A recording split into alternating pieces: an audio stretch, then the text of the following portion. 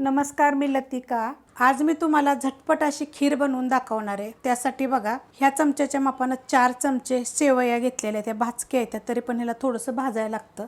आणि 2 चमचे बारीक 0 नंबरचा रवा घेतलेला आहे। ह्या चमच्याच्या मापाने साहित्य घेतलेलं आहे। त्यासाठी बघा, दूध घेतलेलं आहे। दूध गरम करून थंड झालेलं आहे आणि हे दूध आहे म्हशीचं आणि हे दूध अर्धा लिटरपेक्षा जास्त आहे। कढई गरम करत ठेवली, त्यामध्ये आपण तूप टाकून घेऊया। छोट्या आकाराचा चमचा आहे, 2-3 चमचे तूप टाकायचं। 3 चमचे बघा मी तूप टाकलेलं आहे। त्याच्यामध्ये टाकायच्या ह्या सेवया। गॅस आहे मीडियम आणि मीडियम गॅसवर आपल्याला ह्याला भाजून घ्यायचे आहेत। हलकंसं बघा भाजून घेतलेलं आहे। हे तर पहिल्या भाजलेलेच असते, तरी पण थोडेसे भाजून घ्यायचे। मीडियम गॅसवर भाजलेले आहेत बघा।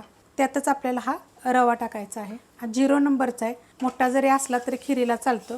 गॅस करणार आहे बारीक आणि बारीक गॅसवर आपण हा रवा पण त्यामध्ये भाजून घ्यायचा, म्हणजे हे दोन्ही पण चांगलं गोल्डन कलरवर भाजलं जाईल।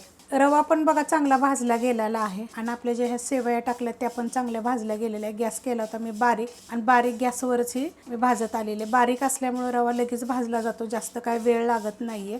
आता त्यात टाकायचे आपल्याला थोडंसं बदाम, काजू असं काय असेल का नाही तुमच्याकडे, पिस्ता वगैरे, थोडेसे मनुके वगैरे हे असलं त्याच्यामध्ये टाकायचं आणि हे पण ह्याच्यामध्ये बारीक गॅसवर एक 2 ते 3 मिनटं परतून घ्यायचं। मस्त असं भाजलं गेलेलं आहे बघा। आता ह्याच्यामध्ये आपण मनुके वगैरे टाकलेले आहेत, ते पण असे चांगले फुगले गेलेले आहेत बघा। गॅस बारीकच आहे, गॅस बिलकुल वाढवायचा नाही आहे आपल्याला। आता ह्याच्यावर आपल्याला दूध टाकून घ्यायचं आहे। तर दूध मी परत थोड्या वेळ गरम करत ठेवलं होतं, कारण गरम करून हे थंड झालेलं होतं, तर परत मी हे गरम करून घेतलेलं आहे। मस्त अशी साय आलेली आहे। आता हे मी मिक्स करून घेते। 1 लिटरला एकदम थोडंसं कमी होतं हे दूध। मिक्स करून घेतलेलं आहे। गॅस करणार आहे तर मीडियम। त्यात टाकायचे आपल्याला गोडीप्रमाणे साखर आणि त्यात टाकायचे आपल्याला जायफळ, वेलची पावडर अर्धा चमचा। तर साखर टाकून कुटल्यामुळे मी अर्धा चमचा टाकलेली। तुम्ही जर नुसतीच अशी कुटून जर टाकली तर थोडीशी टाका आपली। आता हे मिक्स करून घेऊया आणि ह्याला चांगलं उकळून देऊया। आपली खीर शिजते तोवर बघा आपण हे कालवून घेऊया। तर ह्या चमच्यामध्ये घेतलेलं कस्टर्ड पावडर अर्धा चमचा घेतलेला आहे बघा। त्यात टाकायचं आपल्याला दूध। हे मगाशी मी ह्यातलं दूध ठेवलं होतं, हे थंड झाले बघा आता दूध। आणि हे मिक्स करून घेऊया, जेणेकरून त्याच्या गाठी नाही झाल्या पाहिजेत आणि हे काय होतं माहिती आहे, खाली चिटकून बसतं बघा। अशा पद्धतीमध्ये जेव्हा आपण वततो ना तेव्हा सुद्धा असं मिक्स करूनच वतायचं, नाही तर खाली चिटकून बसतं वाटीला।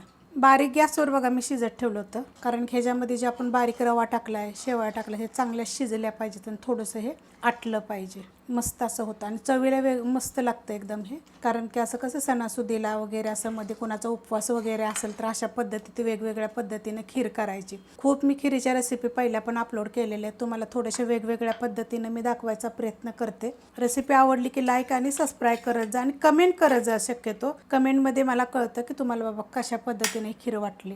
तर आता हे आपलं चांगले शिजून दिलेले आहे। त्याच्यामध्ये आता हे आपण कस्टर्ड पावडर घेतली होती बघा, अशी खाली चिटकून राहते, तर हे सगळे असे टाकून घ्यायचे आणि मिक्स करूया। आता गॅस बारीकच आहे, बारीक गॅसवर एक 5 ते 7 मिनिट मी ठेवलं होतं बघा। मस्त असे होते आणि चवीला किती छान लागतं। तर हे 2 मिनटं आपण हिला, आपण कस्टर्ड पावडर टाकली तर आपण हिला शिजवून देऊया अजून, म्हणजे छान चव येईल। कस्टर्ड पावडर टाकल्यानंतर पण बघा मी चांगलं शिजवून दिलेले आहे। मस्त बघा असे झालेले। अशा पद्धतीने एवढी घट्ट होती, तर तुम्हाला वाटलं तर थंड झाल्यावर ही थोडीशी अजून घट्ट होईल। एवढी आपण पातळ ठेवली तर मग तर तुम्हाला घट्ट पाहिजे तर तुम्ही ती तशी पण खाऊ शकता, नाही तर मग थोडंसं दूध गरम करून ह्यात टाकायचं। आता ही कशाला थंड झाली की फ्रीजमध्ये ठेवा, मस्त लागेल एकदम थंड थंड खायला। चपातीवर खा, पुरीवर खा, सगळ्या रेसिपी अपलोड केलेल्या आहेत। तर अशा पद्धतीने तुम्हाला मी झटपट अशी खीर दाखवलेली आहे। ही खीर कशी वाटली जरा कमेंट करून सांगा। रेसिपी आवडली तर लाईक करा, सबस्क्राईब करा, कमेंट करा आणि शेअर बी करा।